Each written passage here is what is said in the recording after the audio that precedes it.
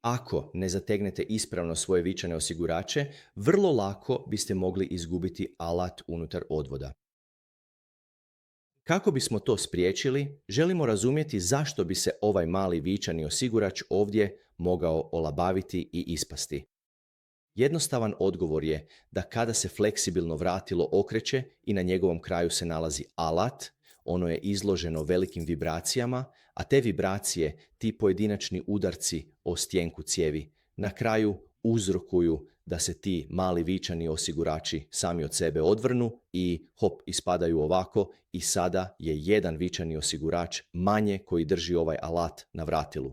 Kako biste to spriječili, nabavite si nešto što se zove tekućina za osiguranje navoja. Dostupna je gotovo svugdje u svakoj željezariji i ovdje možete vidjeti da stavite malo tekućine na navoj, a zatim taj navoj u svoj alat, što spriječava da lako ispadne. Nadam se da će vam ovaj mali savjet pomoći. Hvala što ste gledali.